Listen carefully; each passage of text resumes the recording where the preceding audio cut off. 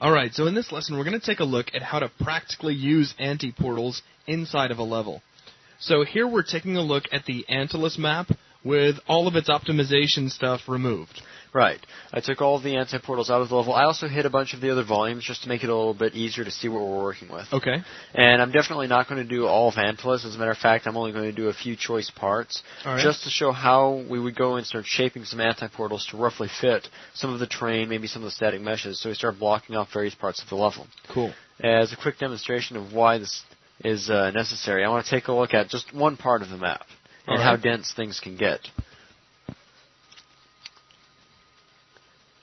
So, yeah, no, I hope I'm not boring anyone with these quick tests, but again, just to kind of stress the point. Before I activate wireframe, though, I want to go over to this corner of the level. So we've got this nice rock wall, but we probably have a lot of level on the other side of it. If I go into R mode 1, I'd say things get pretty dense. Oh, wow, yeah. Some areas over there almost become solid blue and white. Mm-hmm. If I was to drop the FOV down to 10 and zoom way in, it's still crazily dense. Oh, yeah. An FOV of 10. Thousands of triangles. So with that, now I'm going to take a look at exactly how to start adding AntiPortals in to help optimize some of this. The first thing I'm going to do is take this little piece of terrain across here and set up an AntiPortal inside of it so it starts occluding. Okay. To set that up, I'm going to start with a cylinder. But I'm going to take that cylinder now, maybe move it over some, so this is the general area we're working with. So probably a silly question, I'm sure, but are you going to be showing them how to set up all of the AntiPortals and whatnot for this entire level? No, I'm only going to grab a few areas because, I mean, this is quite an expansive level, and I was going to say, this level's pretty huge. The different angles you can look at everything, all the different possible places to add things in, that could take quite a while, and quite a bit of planning and thinking. So what we're going to do here is just take, maybe from our view here, maybe stretch across this part just a little bit, and then take a look at that big rock wall back there and make sure that that's all blocked off. Okay. Just to show what one part of the level would look like after being optimized. Right. So the thing is, though, I don't really want to, definitely don't want the cylinder that wide jutting out into the level. I want to narrow it out and then maybe stretch it out across, edit some vertices. So let me open up its properties. For the outer radius, I'm going to bring that all the way down to 128. Okay. So we can grab that. That way it's definitely not jutting out into the level at all. We can size it up from that.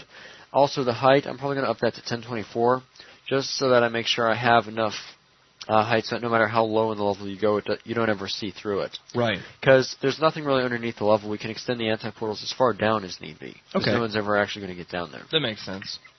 I'm going to hold Control and both mouse buttons to constrain down in Z, just to lower this. Also, I've turned on the terrain in my orthographic views. I just went in any view and hit T. So it makes it a little bit easier to see exactly where some of the terrain's lining up. Right. Maybe I'll hit W and hide static meshes, zoom in a little bit. That's looking okay. So now I want to take this, though, and stretch it over, as there's quite a bit of terrain. If we start looking this way, we could pretty much go almost all the way across this to the other side. Right. Because if we go down in here, there's nothing really in there. That little room is off to the side. Mm-hmm. So we could pretty much stretch the AntiPortal the length of the hill in this case. So I'm going to zoom in on the brush a little bit, maybe W to hide static meshes, and activate vertex editing mode. I'm using Control-Alt and left dragging to select multiple vertices, and then Control-Alt-Shift left dragging to add on to that. So I have half the vertices of this cylinder selected. That makes sense. I'll hold Control and left drag those, so I can drag them out to the side. Now I'm kind of curious to see where that static mesh is, so I'll hit W to turn them back on, and drag it right up about to the static mesh. Now I'll look around a little bit to make sure that there's no points where it would really be sticking out of the level. That's a little close, but it should be underneath the terrain. Okay. And over on this side, again, we have static meshes and everything else to hide it. Right. So again, we have a nice occluding wall all the way across it. So if we're behind the hill, then that's a lot of stuff that's going to be blocked off. Okay, cool. So with that, I'm going to go back to the normal camera mode. And again, all this work has been done just to the builder brush. So with this sized and in place, I'm going to go ahead and hit Add AntiPortal. So there we have the official AntiPortal in place. Next, I might take a look at the central area just a little bit. This can be a little bit trickier. Let me turn off static meshes as well. Kind of need those on to see. But there's a central area around the top, kind of where the underground building was built in, but a sort of roundish area that can be added in. This requires a lot of tweaking to get perfect, so I'm just going to rough it in. Not as much will be hidden, but you can see, you'll get the idea where to start on this. Makes sense.